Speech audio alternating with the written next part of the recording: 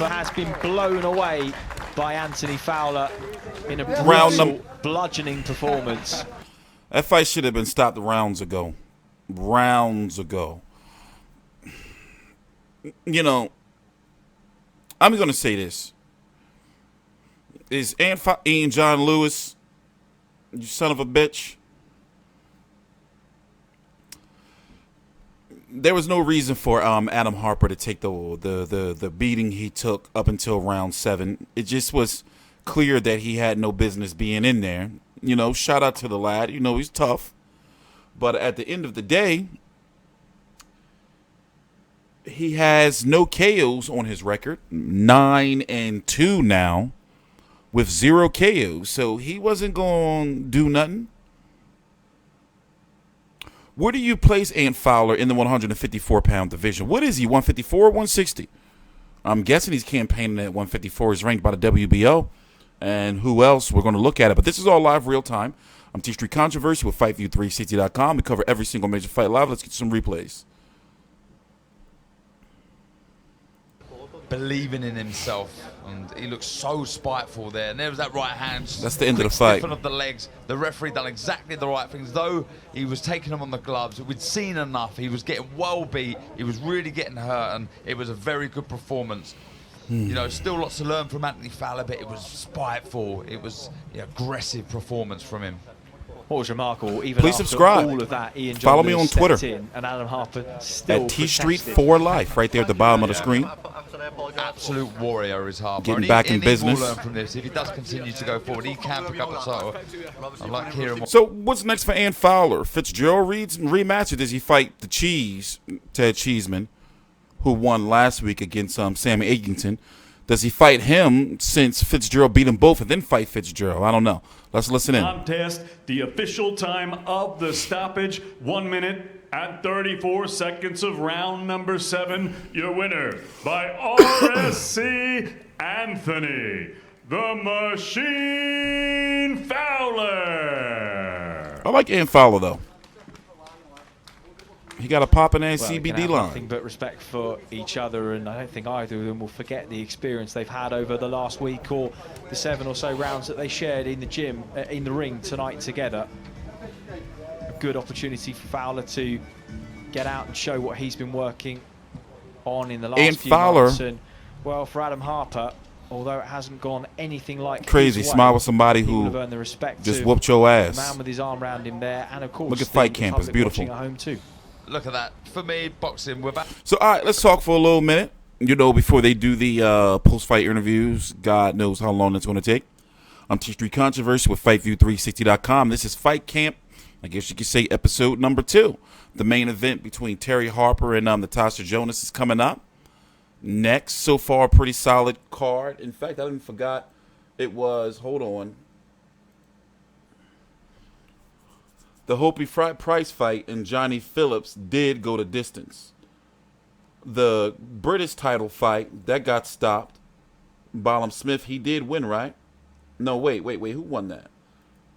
My bad, I was doing other shit. You know, usually them first fights, unless it's like, you know, a PBC or maybe a top rank opener, depending. Like, I don't be watching them. Let me see. Yeah, Ballum Smith did win. Anyway, looking at the rankings, I guess what I'm saying is I don't know if Ant Fowler's going to be world class. I don't know if he can beat. I'm saying right now, I don't think he can beat a Jason Rosario or Jamel Charlo, you know, or, you know, an Erickson Lubin. You know, I don't know. Erickson Lubin still got a question mark, you know, around him. You know, I don't know. You got Jeff Horn and Tim Zua going to be fighting in a couple of weeks. Lady's about to get it in. Wonder what's taking him so long with the post-fight interview. So I'm guessing I'm saying is, you know, and Ant Fowler, you know, is 29 years old. I'm guessing what I'm saying is, let's say, for example, he does go on to fight a Ted Cheeseman, and he does win. And then after that, whatever Scott Fitzgerald's doing, he does go on and fight Scott Fitzgerald. And let's say he does, oh, here they are, he's right here. But ringside, congratulations, the first man to stop a very brave Adam Harper. Talk us through your performance. First of all, I just want to dedicate that fight to me and Aaron Uncle, who passed away and didn't see Liverpool win the league this year, so the Scouser. LA for them, and God rest their souls. Also, massive thanks to my coach, Shane McGuigan, amazing coach, and all my sponsors.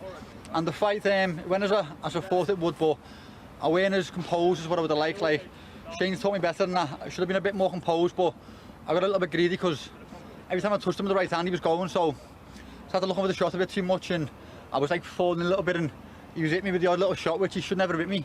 With my height and range and my jab, he shouldn't be landing clean shots, and he hit me with a few good shots, but obviously he's not a puncher, so they didn't affect me. But as we step up through the levels, and I know Shane can take me all the way, I've got to be better than that. But coming here with no atmosphere, no crowd, I thought I was quite disciplined, not as disciplined as I would have liked, but I feel as though I am definitely improving. Like, I've showed a lot more than that in the gym. I've been sparring top class fighters, no disrespect to Adam, but I've been sparring at a much higher level, and I've been performing much better. I feel as though the higher up I go, the more time I've got with Shane, the more I'm going to progress into a natural boxer, more composed, more professional, and I won't be going out there like guns blazing, which I started off alright. Like, I felt really comfortable in there. Like, he was stepping back, he was falling short, but I felt as though like I wanted to impress, and I knew he had nothing coming back, so I got a little bit greedy. I'm talking for ages here. You carry on. Well, I was going to ask you about the low. I was going to ask you about the. Day, you know. I can go all day. You know what out for me breakfast. Well, I was going to ask you about the low blows and how distracting that can be. I could hear you pleading your case to Ian John Lewis. First off, did you think they were low? And second off, how distracting is it when you have to? They were definitely low. Throwing them towards the end, otherwise you're going That's to get what I yourself said to disqualified. Shane. I said, you know what, Shane, I'm just going to flip the shot, and that's what worked. Should have done it from round one, to be honest. But What's that secret Shane code? took me with that body shot in, so I was trying to blind him and whip it up.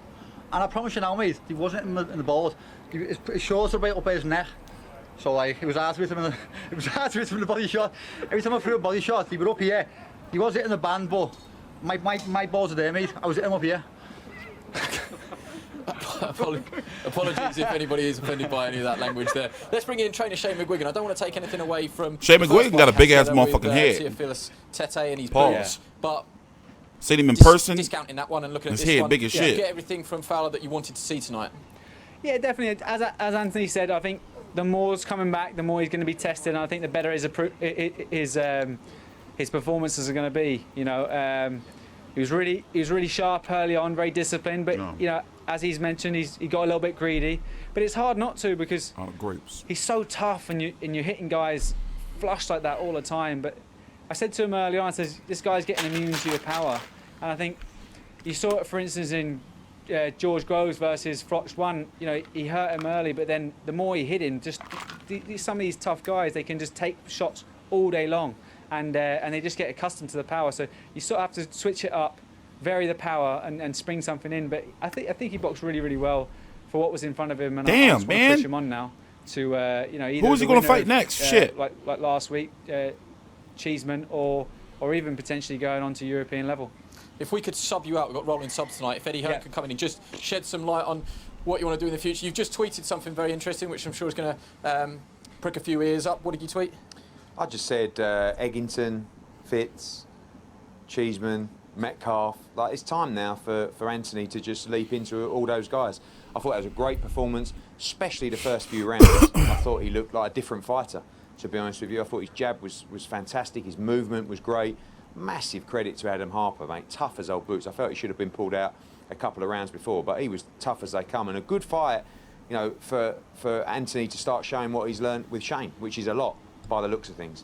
But I'm watching Anthony fight all the time thinking, oh my God, I can't wait for these fights. I can't wait. I mean, him against Cheeseman is a war.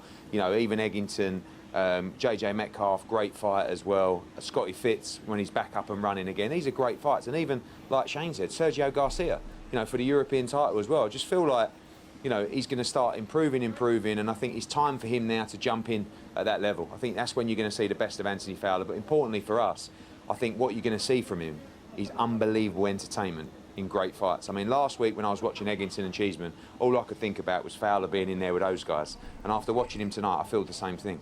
So, you know, we'll see what happens with the British title, how that goes up for grabs. But I loved hearing what Shane said about, you know, maybe just catapulting everybody domestically and taking a big risk at European level. You know, he's got the experience in an amateur. If they're confident enough, I'm all for it. Well done tonight. Thank you very much. Thank you. Sergio Garcia, of course, he was the first man to put a blemish on the record of Ted Cheeseman. Do you think Fowler on that performance would be more of a handful for him? Yeah, I think, look, a couple of fights ago, I would have said no to that contest. Garcia's very elusive and he's good on the back foot, and I would have said no. I like him against and Fowler against Sergio Garcia. You know, I think they should move forward. You know, how do you feel about the Fitzgerald rematch? What's up? What the fuck am I talking about? Fitzgerald got that shit going on with him. Don't he got some major legal shit? He ain't gonna be fighting no time soon. I'm tripping. Spiteful right hands, hooks. The jab was working really well. Sort of trying to lure Harper in, keeping his hands down.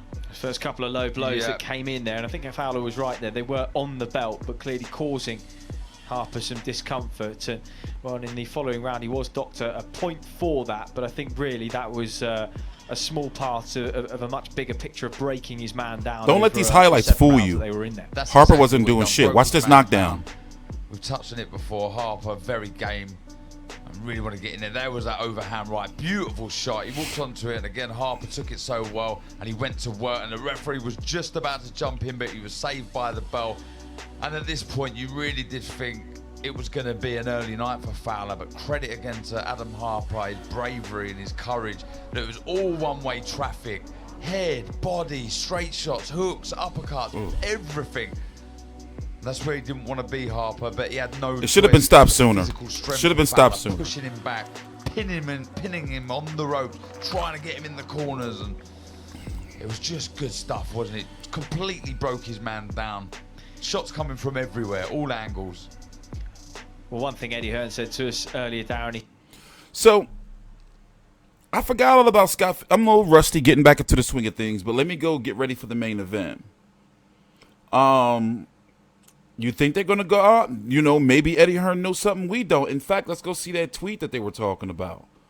Let's go pull up that tweet. Let's see. Network social media, network Twitter, Matchroom. Fight Camp is beautiful, though, isn't it? Let's see. What did Eddie Hearn tweet? What you tweet, Eddie Hearn? I am ready to earn. Everybody know that.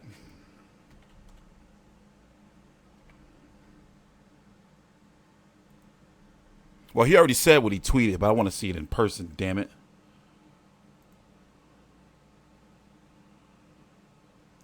So maybe, you know, Fitz is still available, you know. I forgot what happened, what was the outcome of what happened. Cheeseman, Fitz, Metcalf, Eggington. He ain't say Garcia, but, you know, in the tweet. But, yeah. But, all right, let me get out of here. The main event's up next, as you can see. I'm TstreeT Controversy with FightView360.com. We cover every single major fight live. Yes, we are back. I guess you can consider this like the season premiere. Please subscribe.